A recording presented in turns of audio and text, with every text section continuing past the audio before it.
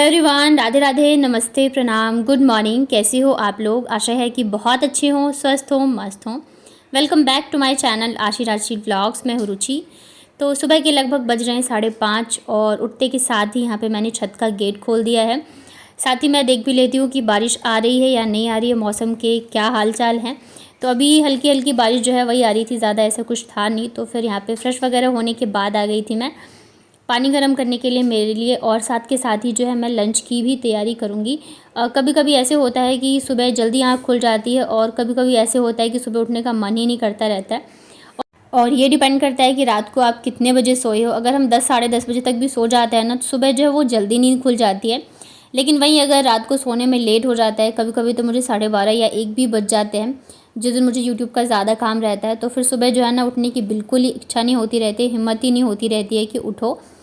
तो आज जो है बच्चों के लंच में मैं बना रही हूँ चीला। बच्चों की कुछ कुछ जो है वो फेवरेट है, जैसे कि चीला हो गया और आलू के पराठे हो गए। कल एक कमेंट भी आया था कि आलू के पराठे देख देख के बोर हो गए हैं, तो डियर देखिए, जो मेरे बच्चों को पसंद है मैं वही बनाऊँगी। और आप अगर आलू के पराठे देख के बोर हो गए तो आप उसे स्किप करके बाकी की वीडियोज़ देख सकते हैं। और देखिए, बच्चे जो है ना आजकल वैसे ही खाने पीने में इतने ज़्यादा नखरे करते हैं, और अगर हम उनकी पसंद की चीज़ें नहीं बना के देंगे तब तो भूल ही जाओ कि वो खाने वाले हैं। तो आशी जो है स्कूल चली गई थी। बाबू ना आज इतने ज़्यादा नखरे करती थी स्कूल जाने में, रो धो के मतलब पूछो ही मत, बिल्कुल ही नहीं जाना चाह रही थी। तो मतलब होता है ना एक जिद पे अड़ना, वैसे था कि नहीं जाना है नहीं जाना है। तो फिर उसके बड़े पापा जो है उसको गाड़ी से छोड़ के आए थे। वैसे तो स्कूल पास में ही है अगर पैदल जाओ तो, लेकिन अगर फिर गाड़ी वगैरह से जाओ तो घूम के जाना पड़ता है। तो इस वजह से वो उन्होंने कहा चलो मैं छोड़ के आता हूँ, तब जाके कहीं वो मानी है। अभी क्या है ना, उसकी तबीयत ख़राब थी तो लगभग 1 हफ्ते की उसकी छुट्टी हो गई थी। तो इस वजह से ना वो स्कूल जाना नहीं चाह रही है। कल भी बड़ी मुश्किल से ही गई थी और आज तो एकदम जिद पे ही अड़ गई थी कि नहीं जाना नहीं जाना।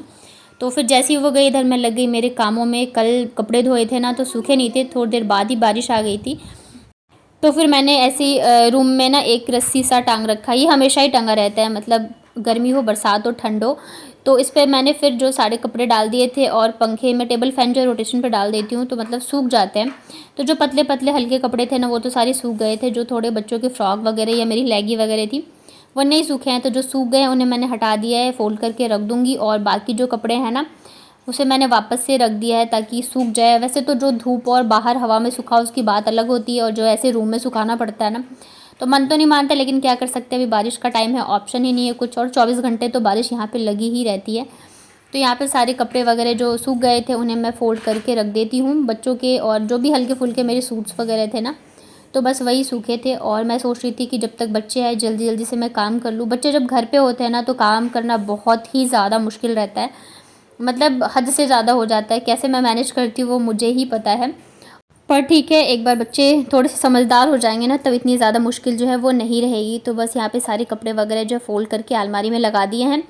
और इधर जो है बच्चों ने खिलौने वगैरह बिखेर के रखे हुए हैं, तो इन्हें भी सारे मैं उठा देती हूँ। ये देखने में ना बहुत ज़्यादा ख़राब लगते रहते हैं, लेकिन मैं क्या करूँ, अभी सुबह जाते हैं ना तब भी बिखेर के जाते हैं, और अभी मैं पूरा रूम समेटूँगी आते के साथ ही फैलाएंगे। तो ये तो मतलब लगा ही रहता है, कोई ऑप्शन नहीं है। पहले तो मतलब ये जो मैंने बनाया था ना, यहाँ पे चद्दर वद्दर बिछा के मैंने टेंट हाउस जैसा बोला था, तो पहले तो इतने में ही खेलते थे। लेकिन अभी क्या करते हैं, वापस इनका स्टार्ट हो गया। खिलौने जो है कभी रूम में कभी खिड़की पे, तो मतलब चारों तरफ जो है वो बिखरा कर ही रखते हैं। और ये काम जो है ना ज़्यादातर बाबू का ही रहता है।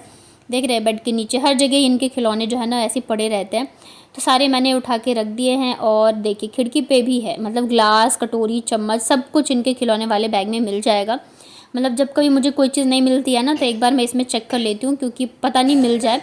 और ये काम ज़्यादातर वैसे बाबू का ही रहता है, किचन से कभी कुछ डब्बा उठा के ले आएगी, कभी कुछ उठा के ले आएगी। कभी ऐसे होता है ना कि मुझे कोई चीज़ नहीं मिल रही हो तो मैं एक बार बच्चों के बैग में भी देख लेती हूँ कि कहीं कुछ मिल जाए। क्योंकि बाबू जो है ना ऐसी करती है, वो किचन में जाती है ना तो कभी चम्मच कभी कटोरी मतलब कुछ नहीं, या फिर उसे जो भी डब्बे उसके हाथ लग जाते हैं ना तो वो उठा के ले आएगी, और फिर वो खिलौने वाले बैग में या तो इधर उधर डाल देती है।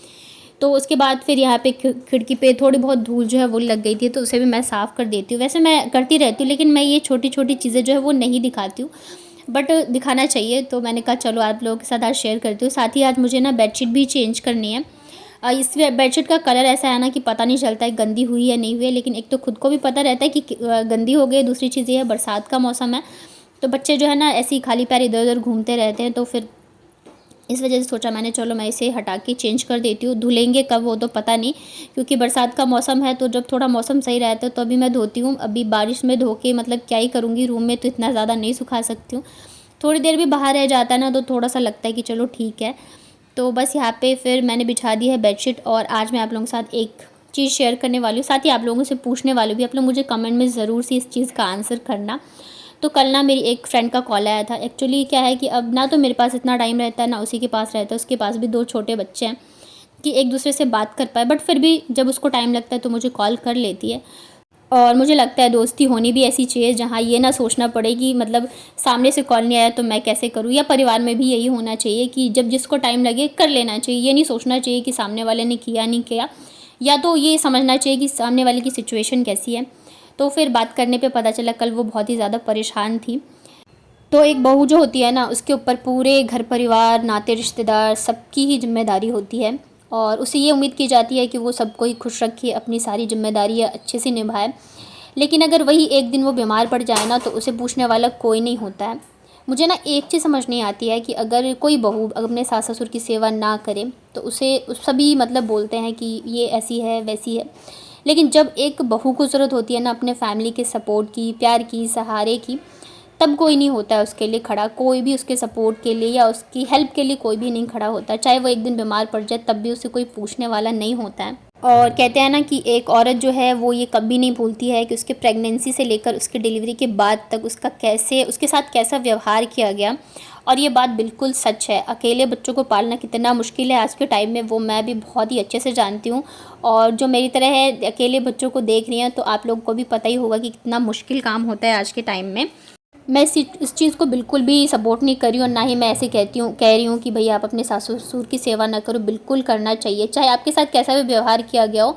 लेकिन भाई कभी ऐसे दिमाग में भी नहीं लाना चाहिए कि हम नहीं करेंगे। लेकिन फिर पता है क्या होता है कि अगर आपके आपस में संबंध अच्छे होते हैं ना तो आप उस चीज़ को बहुत ही प्यार से करते हो, दिल से करते हो। नहीं तो फिर ना वो एक कर्तव्य समझ के किया जाता है कि नहीं ये मेरा कर्तव्य है तो मैं कर रही हूँ। और किसी चीज़ को दिल से करने में और सिर्फ अपनी ज़िम्मेदारी या कर्तव्य समझ के करने में ना बहुत ही ज़्यादा फ़र्क होता है। और देखिए परिवार का मतलब यही होता है कि जब एक दूसरे को सपोर्ट की ज़रूरत हो तब हम एक दूसरे के लिए खड़े रहें ढाल बन के। लेकिन आजकल के टाइम में ना ये बहुत ही कम देखने को मिलता है। हर जगह मोस्ट ऑफ द जगह मुझे यही लगता है यही चल रहा है कि जो फैमिलीज़ हो ना आपस में कुछ ना कुछ जो है अनबन चलती ही रहती है। हो सकता है कि मैं गलत हूँ तो आप लोग मुझे कमेंट में बताना। अगर आप लोग मुझसे एग्री करते हो तो भी आप मुझे कमेंट में बताना। और वो बस इन्हीं सब चीज़ों को लेके परेशान थी तो फिर मैं समझती हूँ, मैं बहुत सारी चीज़ों को समझती हूँ। तो फिर मैंने उसे बहुत अच्छे से समझाया। और फिर क्या होता है ना जब आप किसी ऐसे से बात कर लेते हैं जो आपको सुन लेता है अच्छे से तो भी बहुत ही बड़ी बात होती है। जब आप परेशान होते हो ना उस टाइम पे सिर्फ आपको एक सुनने वाला चाहिए होता है, ना ही आपको ज्ञान देने वाला और ना ही आपको कोई मतलब आपके ऊपर हावी हो जाए। तो मेरे पास भी बहुत ही अच्छी है ये चीज़ कि मैं जब परेशान होती हूँ तो मैं उसको कॉल कर लेती हूँ और जब वो परेशान होती है मुझे कॉल कर लेती है और हमारा दिल हल्का हो जाता है। तो फिर मैंने उसे बहुत अच्छे से समझाया, हमने बातें करी। तो मैंने सोचा मैं आप लोगों के साथ शेयर करूँ, आप लोग शायद कुछ मुझे सजेस्ट कर पाओ। और ये बहुत लोगों की स्टोरी होगी आई थिंक। और आज पता है क्या हुआ, मैं इधर कामों में लगी ही थी, सिर्फ दूध बॉईल करने के लिए ही रखा था। इतने में ना मेरे पास स्कूल से कॉल आता है कि आप बाबू मतलब इसका नाम जो है ना छोटा का स्कूल में अद्विका है कि उसकी तबीयत ख़राब है, आप उसको लेके जाओ। और मेरे तो मतलब हाथ पैर फूल गए क्योंकि आज तक ना तो आशी के लिए ऐसे कॉल आया था ना बाबू के लिए आया था। और सुबह फिर वो स्कूल जाने को राजी भी नहीं थी, बहुत ही ज़्यादा रो रही थी। तो मतलब मैं एकदम डर गई, पता नहीं इसको क्या हुआ। फिर मतलब बारिश आ रही थी लेकिन मैं भागी इतनी तेज़, मतलब मैं भागी ना मुझे ये होश था मैं गिरूंगी या कुछ भी। बारिश आ रही थी, जाहिर सी बात है पानी वानी भरा था। भाग के मैं स्कूल पहुंची कि पता नहीं इसको क्या हो गया। अंदर ही अंदर मुझे इतना पछतावा भी हो रहा था कि पता नहीं मैंने इसको स्कूल भेजा ही क्यों। अगर उसकी तबीयत ख़राब थी वो मना कर रही थी, मुझे नहीं भेजना चाहिए था, ये सारी चीज़ें मेरे मन में चल रही थी।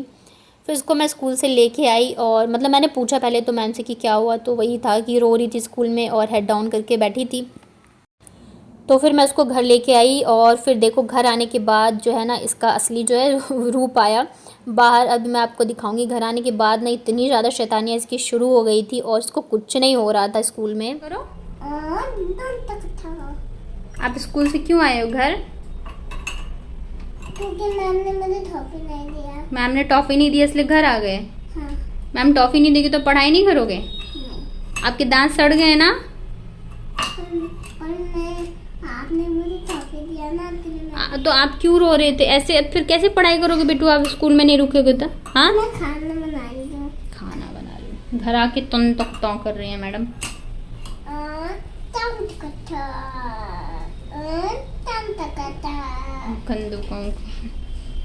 एक्चुअली क्या है ना कि ये जब फर्स्ट डे गई ना तब भी नहीं रोई थी स्कूल में, तो इस वजह से शायद वो लोग डर गए होंगे कि शायद इसकी तबीयत ख़राब है। और अभी ये बीमार भी थी ना, तो इस वजह से कॉल आ गया था। और इधर मेरी जो है ना हालत ख़राब हो गई थी कि पता ही नहीं इसको क्या हो गया। तो इधर दोपहर में बच्चे जो हैं सो रहे थे, मैं सोई नहीं, मेरा व्रत भी था तो मतलब। और इधर कोरियर वगैरह आने थे मेरे, कुछ पार्सल वगैरह और कुछ जाना था, तो इस चक्कर में नहीं सोई। और यहाँ पर आया मेरा एक पैकेट। एक हाउसवाइफ के लिए ना छोटी छोटी चीज़ें भी बहुत ही बड़ी अचीवमेंट होती है। जैसे कि मेरे लिए ये छोटे छोटे कोलैब्स भी आते हैं ना, तो मुझे बहुत ज़्यादा खुशी मिलती है। तो यहाँ पर मेरे पास लोटस का आया था एक फ़ेस वॉश, उसके लिए रिव्यू के लिए। और मुझे इतनी ज़्यादा खुशी हो रही थी ना, मैं आपको बता नहीं सकती। बहुत ही छोटी चीज़ें हैं लेकिन ये मेरे लिए बहुत बड़ी मतलब बात होती है। और काफ़ी अच्छा था। अभी मेरा फ़ेस वॉश भी ख़त्म हो गया था और उसी टाइम पे ये मेरे पास आया है। जब जिस चीज़ की ज़रूरत हो ना, तब अगर वो मिलती है तो उसकी बात ही अलग होती है। फिर रात को डिनर में नमक नहीं खाना है तो मैंने चावल और भुजिया बनाई थी। मुझे मीठा नहीं अच्छा लगता है, मतलब वैसे जब मैं नमक खाती हूँ तब भी मुझे चावल और भुजिया मेरा फेवरेट है। जब मैं नहीं खा रही हूँ, जब हमारा ऐसे व्रत होता है, वट सावित्री में भी हम लोगों में नमक नहीं खाते, तो बस मैं यही खाती हूँ, चावल और भुजिया। तो यहाँ पे मैंने चावल रख दिया है, एक साइड भुजिया छौंक दी है।